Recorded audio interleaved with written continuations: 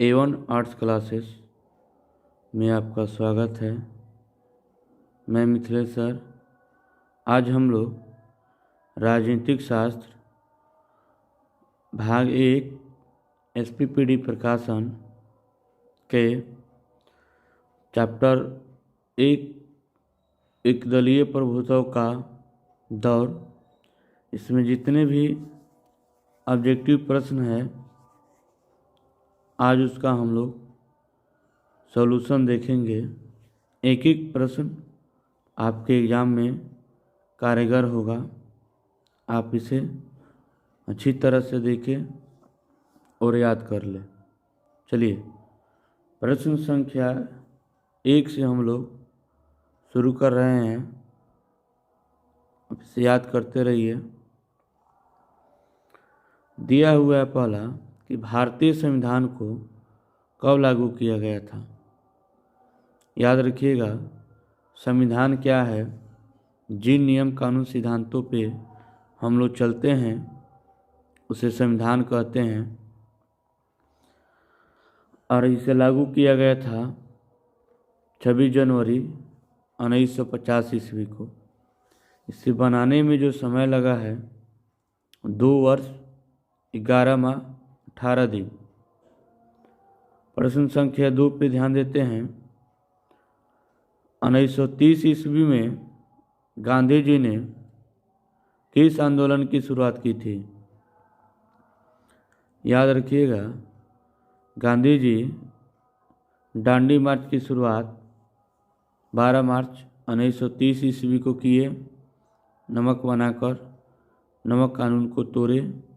यह आंदोलन उन्होंने 6 अप्रैल 1930 ईस्वी को ख़त्म किए। उसी समय उन्होंने एक और आंदोलन की शुरुआत की जिसका नाम है सविनय अवज्ञा आंदोलन। अब प्रश्न संख्या हम लोग 3 देखेंगे। चलिए, भारत के प्रथम उपराष्ट्रपति कौन थे। भारत के प्रथम राष्ट्रपति डॉक्टर राजेंद्र प्रसाद और भारत के प्रथम उपराष्ट्रपति डॉक्टर एस राधाकृष्णन थे। भारत में द्वितीय आम चुनाव कब हुआ। भारत में प्रथम आम चुनाव 1952 में और द्वितीय आम चुनाव 1957 में।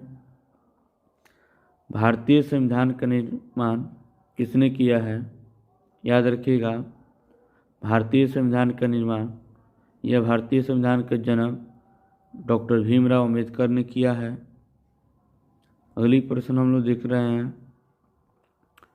मुस्लिम लीग की स्थापना कब हुई थी। मुस्लिम लीग की स्थापना 1906 ईस्वी में बांग्लादेश की राजधानी ढाका में हुई थी। और मुस्लिम लीग के संस्थापक याद रखिएगा सलीमुल्लाह खां और आगा खां थे। 1885 ईस्वी में किस राजनीतिक दल की स्थापना हुई। 28 दिसंबर 1885 ईस्वी में भारतीय राष्ट्रीय कांग्रेस की स्थापना हुई मुंबई में। पहली लोकसभा में निर्वाचित सदस्यों की संख्या थी। इसमें आंसर जो होगा याद रखिएगा, पहली में 489 थी। अभी जो है कंडीशन है, लोकसभा में अधिकतम सीटों की जो संख्या है वो 552 है। निर्धारित जो की गई है वो 543 है। आप इसे याद रखिएगा। भारतीय राष्ट्रीय कांग्रेस की स्थापना हुई थी। भारतीय राष्ट्रीय कांग्रेस के संस्थापक A.O. ह्यूम थे और इसके प्रथम अध्यक्ष W.C. बनर्जी थे। और इसकी स्थापना मुंबई में हुई। याद रखिएगा। और इसकी स्थापना ईस्वी में हुई थी। अगला प्रश्न हम लोग देख रहे हैं। ए.ओ. ह्यूम को अंग्रेज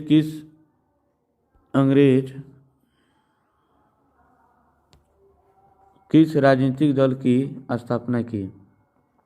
याद रखिएगा, ए.ओ. ह्यूम, वहीं जो अभी आपको पहले बता चुके हैं, यह स्थापना किए थे भारतीय राष्ट्रीय कांग्रेस 1885 ईस्वी में।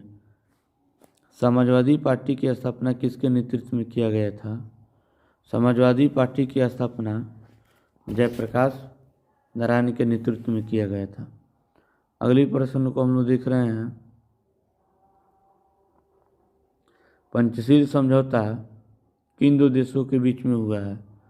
पंचशील समझौता याद रखिएगा 1854 ईस्वी में भारत और चीन के बीच हुआ है।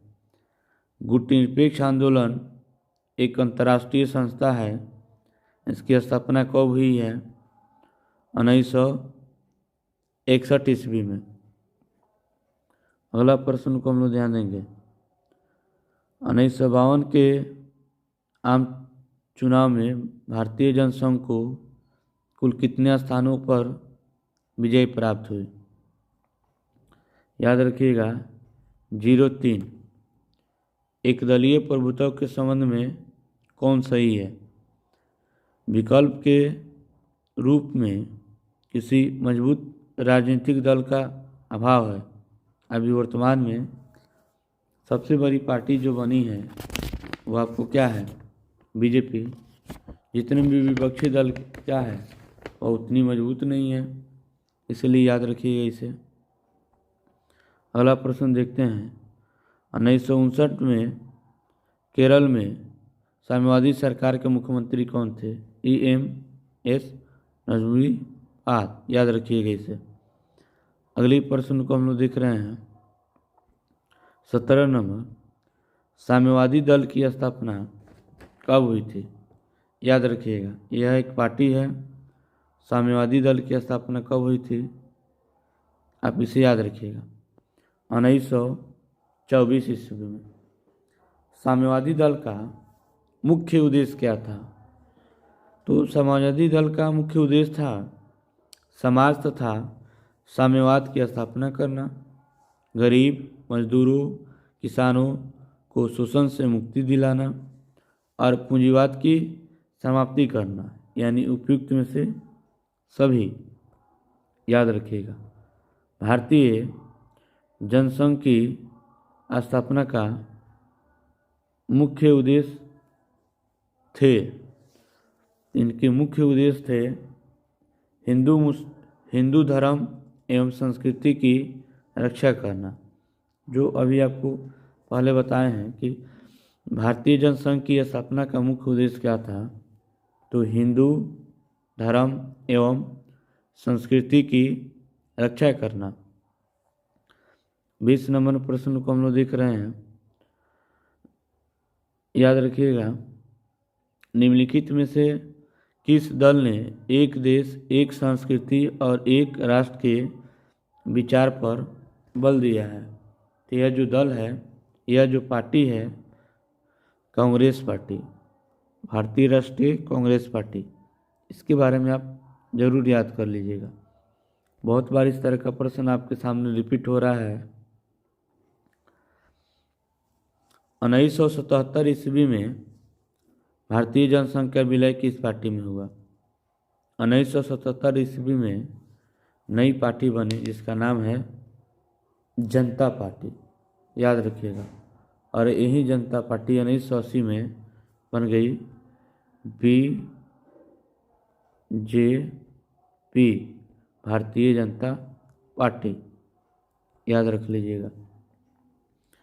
राम मनोहर लोहिया के नेतृत्व में किस पार्टी का गठन किया गया? तो राम मनोहर लोहिया के नेतृत्व में, याद रखिएगा ऑप्शन बी, संयुक्त समाजवादी दल, संयुक्त समाजवादी दल की स्थापना की गई।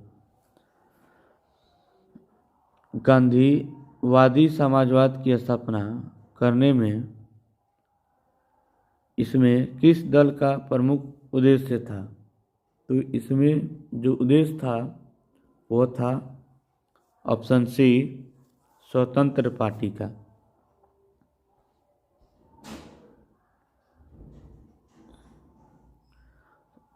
स्वतंत्र भारत की प्रथम सरकार में गृह मंत्री कौन था? तो याद रखिएगा, भारत के प्रथम गृह मंत्री सरदार वल्लभ भाई पटेल थे।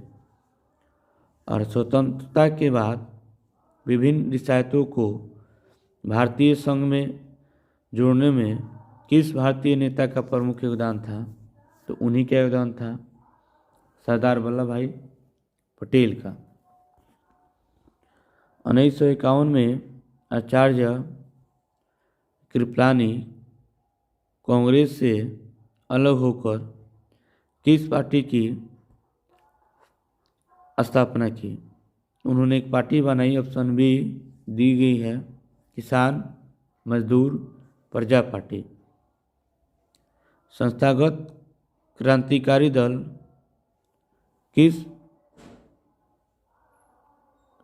किस राजनीतिक दल का है? याद रखिएगा, यह है मैक्सिको की। अगली प्रश्न पर हम ध्यान देते हैं।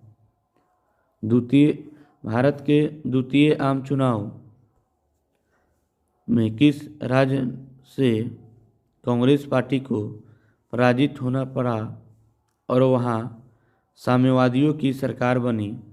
यह पार्टी थी केरल। कौन थी? केरल। अगला याद रखिएगा, 1960 का दशक कांग्रेस पार्टी के लिए खतरनाक दशक माने जाते हैं और जानने के पीछे निम्न में प्रमुख कारण क्या था? याद रखिएगा, चीनी आक्रमण, बढ़ती गरीबी और बेरोजगारी, सांप्रदायिक और क्षेत्रीय विभाजन, यानी उपयुक्त में से सभी होगा। 1957 के चुनाव में साम्यवादी दल का मुख्य कार्यक्रम क्या था? तो राष्ट्रमंडल से भारत को अलग होना, विदेशी उद्योगों को राष्ट्रीयकरण, याद रखिएगा, और पूर्ण रोजगार एवं सामाजिक सुरक्षा। इसमें आप याद रखिएगा, उपयुक्त में से सभी। 1977 में अनेक समाजवादी गुटों का एवं समाजवादी दलों में ने किस दल में अपने आप को विलय कर लिया? इसे याद रखिएगा, 1977 में जो पार्टी बनी है, जनता पार्टी बनी है। 1980 में भारतीय जनता पार्टी बनी है। गुट निरपेक्षता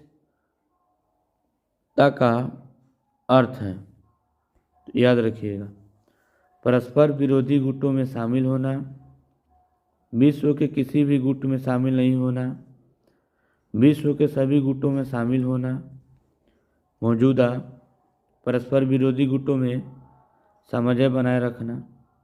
तो याद रखिएगा, गुट निरपेक्षता का शाब्दिक अर्थ है विश्व के किसी भी गुट में शामिल नहीं होना।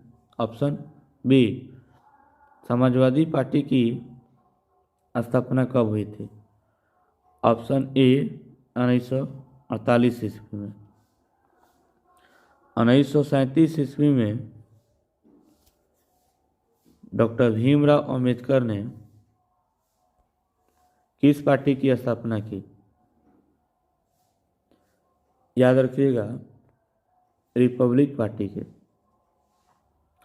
1939 ईस्वी में नेताजी सुभाष चंद्र बोस के नेतृत्व में किस पार्टी की स्थापना हुई थी? 1939 में याद रखिएगा, फॉरवर्ड ब्लॉक की स्थापना हुई थी।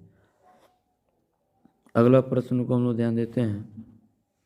1959 में स्थापित स्वतंत्र पार्टी का संस्थापक निम्नलिखित में किसे माना जाता है? आप याद रखिएगा। अब जो है इसमें जो थे ऑप्शन बी राजगोपालचारी। किस वर्ष चीन ने भारत पे आक्रमण किया था? यह पहली बार याद रखिएगा 1962 ईस्वी में चीन ने भारत पर आक्रमण किया था। अगला प्रश्न देखिए 38 नंबर दिया हुआ है कि गुटनिरपेक्ष देशों का प्रथम शिखर सम्मेलन कहाँ आयोजित किया गया था? यह आयोजित किया गया था ऑप्शन डी बेलग्रेड में। जनता पार्टी जनसंघ कांग्रेस फॉर डेमोक्रेसी और संगठन कांग्रेस अप्रैल 1977 में विलय कर कौन पार्टी बनाए गए? तो इसे याद रखिएगा, बनाए गए ऑप्शन बी जनता पार्टी। गुटनिरपेक्षता की नींव रखने में किस भारतीय नेता का प्रमुख योगदान है? याद रखिएगा, इसमें योगदान प्रमुख है ऑप्शन सी पंडित जवाहरलाल नेहरू का। गैर कांग्रेसवाद का नारा किसने दिया? गैर कांग्रेसवाद का नारा जयप्रकाश नारायण ने दिया है। याद रखिएगा इसे। भारतीय कम्युनिस्ट पार्टी किस वर्ष दो विरोधी दलों में बट गया? तो याद रखिएगा ऑप्शन बी 1964 ईस्वी में। स्वतंत्रता प्राप्ति के बाद भारत के सामने प्रमुख चुनौतियाँ थी तो राष्ट्रीय एकता की चुनौती, लोकतांत्रिक व्यवस्था की चुनौती, गरीब एवं बेरोजगारी की समाप्ति, उपयुक्त में से सभी। अगली प्रश्न को हम लोग देखते हैं। कांग्रेस का विभाजन का प्रमुख कारण रहा है लॉर्ड कर्जन का प्रतिक्रियावादी शासन, धार्मिक पुनरुत्थान, लाल बाल पाल के उग्र विचार, यानी उपयुक्त में से सभी। अगली प्रश्न को हम लोग देखते हैं। कांग्रेस के प्रभुत्व कब से कब तक रहा है? तो याद रखिएगा, कांग्रेस का प्रभुत्व आपको 1952 से 1967 ईस्वी तक रहा है। औपनिवेशिक शासन से मुक्त हुए भारत के देशों में अलोकतांत्रिक शासन बनाने के पीछे मुख्य कारण क्या थे? देश में मतभेद एवं संघर्ष को बढ़ावा मिलेगा। ऑप्शन ए आप याद रख लीजिएगा। अगले प्रश्न की तरफ हम देख रहे हैं।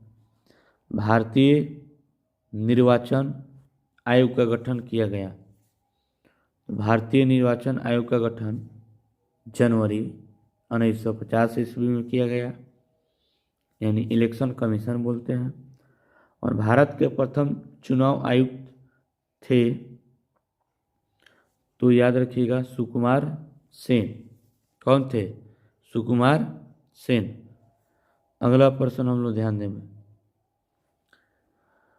भारतीय निर्वाचन आयोग का मुख्य कार्य निम्नलिखित में से कौन सा है? इसे याद रखिएगा। इसका मुख्य कार्य निर्वाचन आयोग का काम है स्वतंत्र एवं निष्पक्ष चुनाव कराना, इलेक्शन कमीशन का। याद रखिएगा, स्वतंत्र एवं निष्पक्ष चुनाव करना। अगला VVI प्रश्न है आपका, पंचशील समझौता कब हुआ? पंचशील समझौता 29 अप्रैल 1954 ईस्वी को हुआ। आज हम लोग SPPD प्रकाशन का पहली चैप्टर एक दलीय प्रभुत्व का दौर, जितने भी ऑब्जेक्टिव प्रश्न हैं आज हम लोगों ने देखा। आपसे अनुरोध है इसे याद करिए और अपनी एग्जाम में अच्छे अंक को लाइए। हर चैप्टर वाइज अगला वीडियो में आपको ऑब्जेक्टिव प्रश्न मिलेगा, इसका PDF जो है मेरे व्हाट्सएप पे आप हाय लिखिए और PDF आपको हम दे देंगे।